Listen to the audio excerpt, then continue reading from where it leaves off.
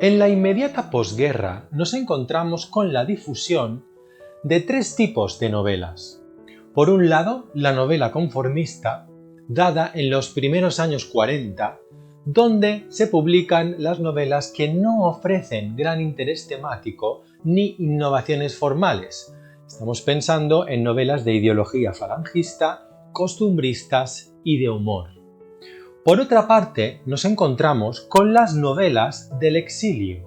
Muchos ven su vida personal y su obra marcadas por este exilio.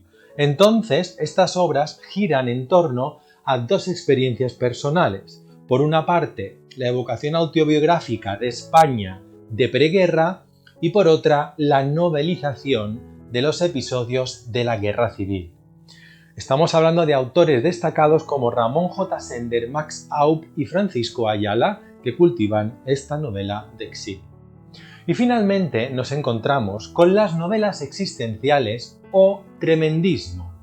Es una modalidad de realismo que se complace en la selección de los aspectos más duros de la vida, con temas como la soledad, la inadaptación, la frustración o la muerte, a través de personajes marginales, desarraigados y angustiados.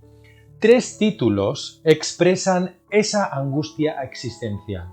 La familia de Pascual Duarte, de 1942, Nada, de 1945, y La sombra del ciprés es alargada, de 1948. Sin embargo, hay algunas diferencias entre las novelas existenciales y las tremendistas, a pesar de que comparten una misma base. Veámoslas. Por lo tanto, investiguemos qué pasó con la novela española en los años 40. En cuanto a la novela tremendista, nos encontramos con una acentuación de ambientes muy sórdidos, una inserción de acciones violentas adornadas mediante una expresión dura, desgarrada y muy abrupta.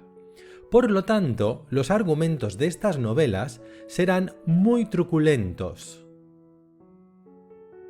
El gran autor tremendista de esta tendencia es Camilo José Cela, con, sobre todo, La familia de Pascual Duarte de 1942 y otras obras también tremendistas como Pabellón de reposo o Nuevas andanzas y desventuras de Lazarillo de Tormes.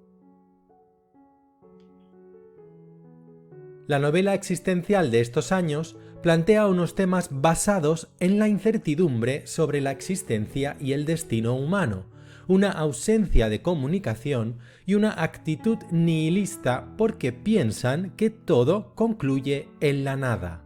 El tono de estas composiciones es sombrío y existencialista, cargado de desengaño y angustias con personajes y épocas desorientados. Como autores destacamos a Carmen Laforet con Nada de 1949 y Miguel Delibes con La sombra del ciprés es alargada.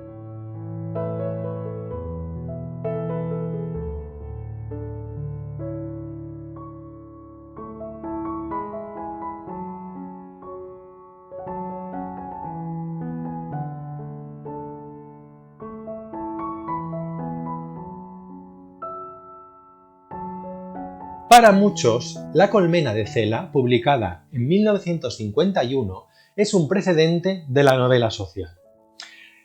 En ella, con más o menos realismo, aparece reflejada la sociedad del momento, la de inmediata posguerra, pero es hacia mediados del decenio cuando se dan a conocer toda una serie de escritores que, con una intención crítica, van a llevar a sus novelas temas fundamentales como las injusticias y las desigualdades sociales, lo que podíamos llamar literatura comprometida.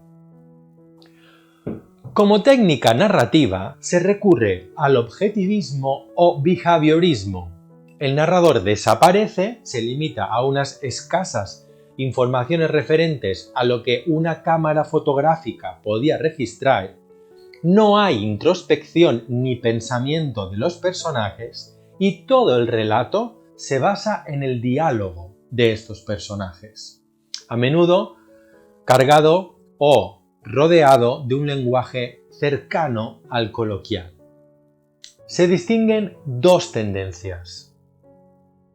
La primera tendencia de los años 50 es el objetivismo o neorrealismo, cuyas características vienen determinadas por una influencia de movimientos extranjeros, una novela que denuncia política y socialmente testimonio de la época. El narrador es totalmente objetivo y hace uso del diálogo en muchas ocasiones. Asistimos a una condensación espaciotemporal con protagonistas representativos y colectivos. La narración es lineal, con un lenguaje sencillo y coloquial.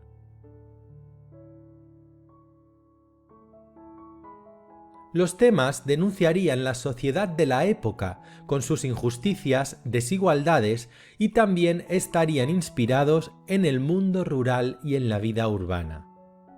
Como autores destacamos a Rafael Sánchez Ferlosio con El Jarama y Carmen Martín Gaite con Entre visillos. Observamos también en estos años un realismo crítico y social que se produce como consecuencia de la evolución del objetivismo, plagado de una intención crítica, política y social mucho más explícita que la tendencia anterior. Los autores están comprometidos ideológicamente y los personajes son estereotipos que encarnan la clase obrera, la burguesía o el campesino oprimido. Como autores destacados encontramos a Antonio Ferrés con La Piqueta, Armando López Salinas con La Mina o a Jesús López Pacheco con Central Eléctrica.